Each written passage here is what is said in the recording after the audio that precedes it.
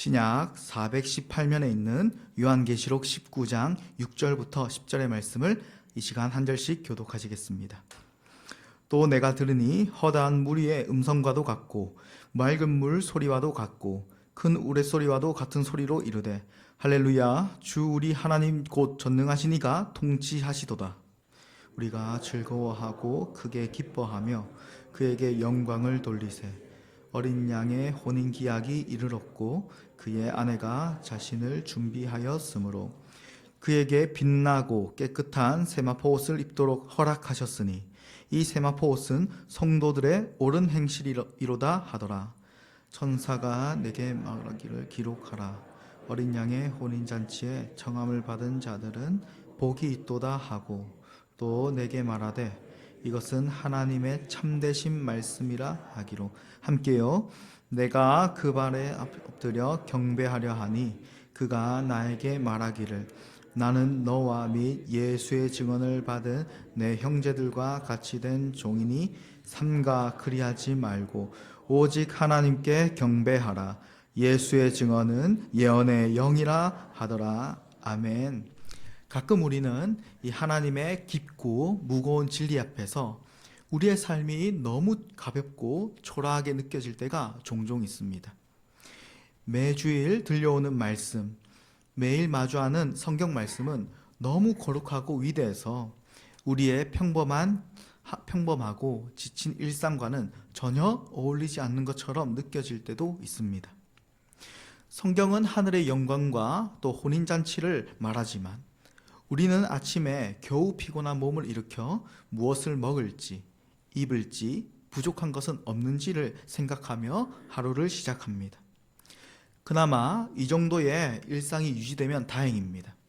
어떤 분들은 이 아픈 가족을 돌보고 생계의 무게를 감당하며 자신의 몸과 마음에 병까지 짊어진 채 이 고통스러운 하루하루를 버텨내고 있습니다. 이러한 현실 속에서 요한계시록 19장 6절에 나오는 이 성도들의 외침은 참으로 깊은 울림을 줍니다. 할렐루야, 주 우리 하나님 곧 전능하시니가 통치하시도다. 우리가 가지고 있는 이 개정 성경은 이 고백을 현재형으로 번역하고 있지만 이 헬라어 원문은 부정 과거 완료 시제로 되어 있어서 과거에 이미 이루어진 통치가 지금도 유효하다는 뉘앙스를 담고 있습니다. 아, 주께서 다스리고 계셨구나. 혹은 통치하셨었구나. 라는 이러한 뜻입니다. 이는 이 세상에서 억눌려왔던 성도들이 마침내 바벨론과도 같은 이 세상의 심판을 목격하며 그동안은 수치와 고통과 절망 속에 있다가 이제는 꺼낼 수 없었던 그 고백을 마침내 터뜨리는 장면입니다. 주께서 다스리셨도다. 모든 순간에 우리가 이 땅에 살면서 이해하지 못했던 그 고통과 수치의 자리에서도 주께서는 여전히 통치하고 계셨었구나를 깨닫는 찬양의 고백입니다. 그리고 이어지는 7절에서 8절은 이렇게 믿음을 지키며 살아온 자들이 이 땅에서 어떤 삶을 살았는지를 알려줍니다.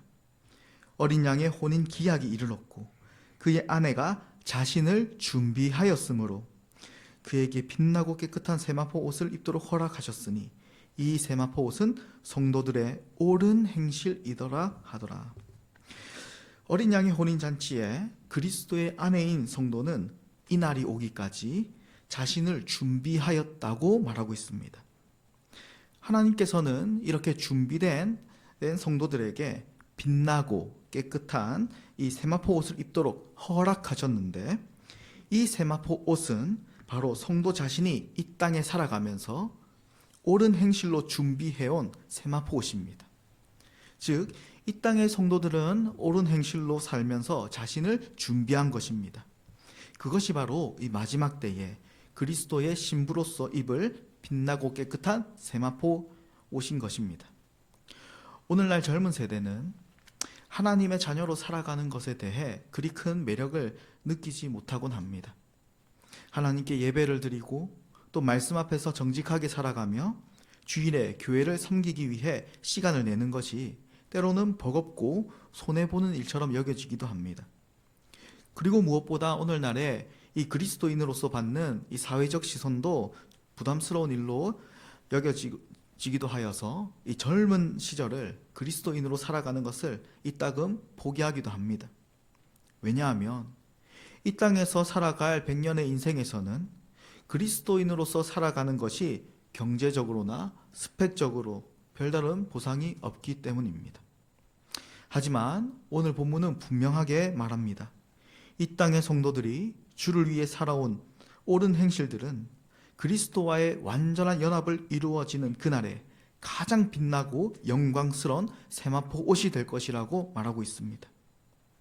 이렇게 마지막 때에 이 세상 바벨론이 심판을 받고 바벨론에 억눌려 살아온 성도들이 이제는 가슴 깊이 있었던 하나님을 향한 찬양이 터져 나오고 그들이 인내하며 옳은 행실로 살아온 삶이 영광스러운 세마포 옷으로 보상받는 이 마지막 때에 어린 양의 혼인잔치를 본 천사는 요한에게 이렇게 말합니다.